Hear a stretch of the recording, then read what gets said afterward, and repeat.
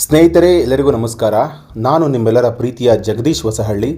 ಸ್ನೇಹಿತರೆ, ಇಂದಿನ ಈ ವಿಡಿಯೋಗೆ ತಮ್ಮೆಲ್ಲರಿಗೂ ಸ್ವಾಗತ ಸುಸ್ವಾಗತ. ಸ್ನೇಹಿತರೆ, ಇಂದಿನ ಈ ವಿಡಿಯೋದಲ್ಲಿ ಶುಭ ಶುಕ್ರವಾರ ಗುಡ್ ಫ್ರೈಡೇ ಕುರಿತು ಕೆಲವೊಂದು ಇಂಟ್ರೆಸ್ಟಿಂಗ್ ಸಂಗತಿಗಳನ್ನು ತಿಳಿಯೋಣ. ಸ್ನೇಹಿತರೆ, ಅದಕ್ಕೂ ಮೊದಲು ನನ್ನ ಯೂಟ್ಯೂಬ್ ಚಾನಲ್ ಜಗದೀಶ್ ಹೊಸಹಳ್ಳಿಯನ್ನು ಸಬ್ಸ್ಕ್ರೈಬ್ ಮಾಡದೇ ಇದ್ದಲ್ಲಿ ದಯವಿಟ್ಟು ಸಬ್ಸ್ಕ್ರೈಬ್ ಮಾಡಿ ಎಂದು ತಮ್ಮೆಲ್ಲರಲ್ಲಿ ವಿನಂತಿಸಿಕೊಳ್ಳುತ್ತೇನೆ. ಶುಭ ಶುಕ್ರವಾರ ಕ್ರೈಸ್ತ ಸಮುದಾಯದ ಪವಿತ್ರ ಮತ್ತು ಸಂಕಟಪೂರ್ಣ ದಿನವಾಗಿದ್ದು, ಮನುಷ್ಯ ಜೀವನದ ಸಂಕಟ, ತ್ಯಾಗ ಮತ್ತು ಪುನರುತ್ಥಾನದ ಮಹತ್ವವನ್ನು ಕಲಿಸುತ್ತದೆ.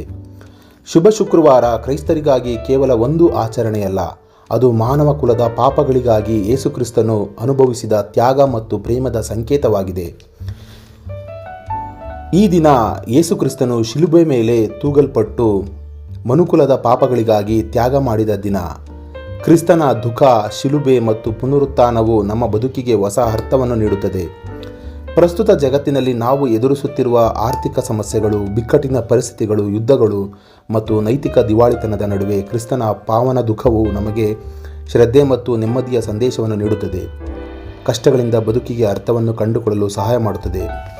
ಸ್ನೇಹಿತರೆ, ಸಾವು, ನೋವು, ಹಿಂಸೆ ಅಥವಾ ಕಷ್ಟಗಳನ್ನು ಎದುರಿಸದಿದ್ದರೆ ಬದುಕಿನ ನಿಜವಾದ ಅರ್ಥವನ್ನು ಅರಿತುಕೊಳ್ಳಲು ಸಾಧ್ಯವಿಲ್ಲ. ನೋವು ಮತ್ತು ದುಃಖ ನಮ್ಮ ಜೀವನದ ಭಾಗವಾಗಿದೆ, ಆದರೆ ಅವು ನಮಗೆ ಹೆಚ್ಚಿನ ಶಕ್ತಿ, ಸಹನೆ ಮತ್ತು ಪ್ರೇರಣೆಯನ್ನು ನೀಡುತ್ತದೆ. ದುಃಖವಿಲ್ಲದ ಜೀವನ ನಿರರ್ಥಕವಾಗಿರಬಹುದು, ಏಕೆಂದರೆ ನಾವು ಬೆಳೆದರೂ, ಬದಲಾದರೂ, ಪ್ರಗತಿ ಸಾಧಿಸಿದರೂ ಅದು ಸಂಕಟ ಮತ್ತು ಪ್ರಯತ್ನಗಳ ಮೂಲಕವೇ ಸಾಧ್ಯ. ಇದನ್ನು ನಾವು ಇತ್ತೀಚಿನ ಕೆಲವು ಘಟನೆಗಳಿಂದಲೂ ಗಮನಿಸಬಹುದು. ಹಿಮಾಚಲ ಪ್ರದೇಶ ಮತ್ತು ಕೇರಳದಲ್ಲಿ 2024-25ರಲ್ಲಿ ಸಂಭವಿಸಿದ ಪ್ರಕೃತಿ ವಿಕೋಪಗಳು ಸಾವಿರಾರು ಜನರನ್ನು ಬೀದಿಗೆ ತಳ್ಳಿದವು.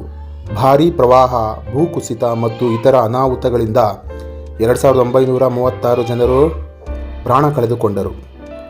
ಸಾವಿರಾರು ಮನೆಗಳಿಗೆ ಹಾನಿಯಾಯಿತು. ಲಕ್ಷಾಂತರ ಎಕರೆ ಕೃಷಿ ಭೂಮಿ ನಾಶವಾಯಿತು.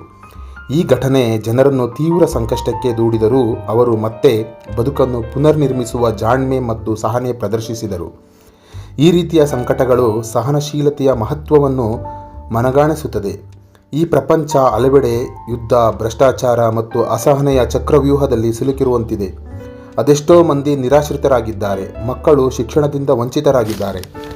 ಅನೇಕರು ಮಾನವೀಯ ಮೌಲ್ಯಗಳನ್ನು ಕಳೆದುಕೊಳ್ಳುತ್ತಿದ್ದಾರೆ. ಇಂತಹ ಸಂದರ್ಭಗಳಲ್ಲಿ ಕ್ರಿಸ್ತನ ತ್ಯಾಗದ ಮೂಲಕ ಬದಲಾವಣೆ ತರುತ್ತದೆ ಎಂಬ ಸಂದೇಶವನ್ನು ಸಾರುತ್ತದೆ. ಕ್ರಿಸ್ತನು ಅನುಭವಿಸಿದ ಶಾರೀರಿಕ ಮತ್ತು ಮಾನಸಿಕ ತೊಂದರೆಗಳು ಕೇವಲ ವ್ಯಕ್ತಿಯೊಬ್ಬನ ಪೀಡನೆಯಾಗಿರಲಿಲ್ಲ. ಅವನ ತ್ಯಾಗ ಸಮಸ್ತ ಮಾನವ ಕುಲದ ಪಾಪಗಳ ಭಾರವನ್ನು ಹೊತ್ತ ಅನುಭವವಾಗಿತ್ತು. ಈ ಸಂಕಟಗಳು ಬಾಳಿನ ಅಂಧಕಾರದಲ್ಲಿ ಬೆಳಕಿನಂತೆ ಮಾರ್ಪಟ್ಟವು.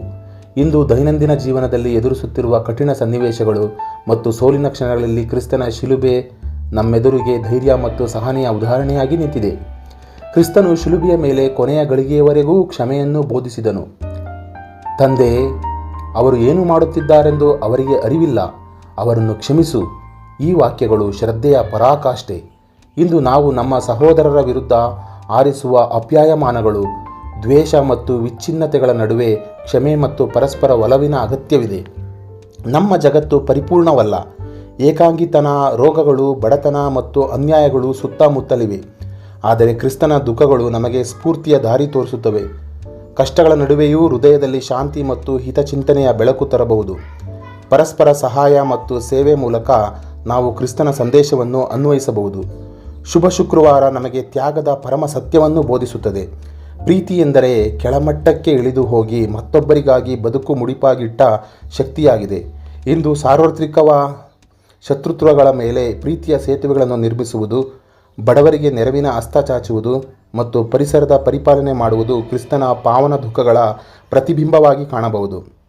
ಶುಭ ಶುಕ್ರವಾರ ಕ್ರಿಸ್ತನ ಸಾವಿನ ಯಾದಿ ಅಲ್ಲ, ಅದು ಪುನರುತ್ಥಾನದ ನಿರೀಕ್ಷೆಯ ಮುನ್ಸೂಚನೆ. ನಮ್ಮ ಜೀವನದ ಎಲ್ಲ ದುಃಖ ಮತ್ತು ಸಂಕಟಗಳಲ್ಲಿಯೂ ದೇವರ ಪ್ರೇಮದ ಬೆಳಕು ಕಣ್ಣಿಗೆ ಕಾಣದು, ಆದರೂ ಇದ್ದೇ ಇರುತ್ತದೆ. ಈ ನಿರೀಕ್ಷೆಯ ಬಲದಿಂದ ನಾವು ಮುಂದುವರಿಯಬಹುದು.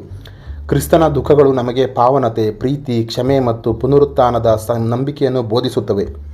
ಈ ಶುಭ ಶುಕ್ರವಾರ ಪ್ರಪಂಚದ ಸಂಕಟಗಳು ಮತ್ತು ನಮ್ಮ ವೈಯಕ್ತಿಕ ದುಃಖಗಳ ನಡುವೆ ಕ್ರಿಸ್ತನ ಶಿಲುಬೆ ನಮಗೆ ಶಾಂತಿ ಮತ್ತು ನಿರೀಕ್ಷೆಯ ಪ್ರತೀಕ ಹಾಗೂ ದಾರಿದೀಪವಾಗಲಿ ಎಂದು ಆಶಿಸುತ್ತಾ, ಈ ಒಂದು ವಿಡಿಯೋ ತಮ್ಮೆಲ್ಲರಿಗೂ ಇಷ್ಟವಾಗಿದ್ದರೆ ದಯವಿಟ್ಟು ನನ್ನ ವಿಡಿಯೋ ಚಾನಲನ್ನು ಸಬ್ಸ್ಕ್ರೈಬ್ ಮಾಡಿ ಎಂದು ತಮ್ಮೆಲ್ಲರಲ್ಲಿ ಕೇಳಿಕೊಳ್ಳುತ್ತೇನೆ.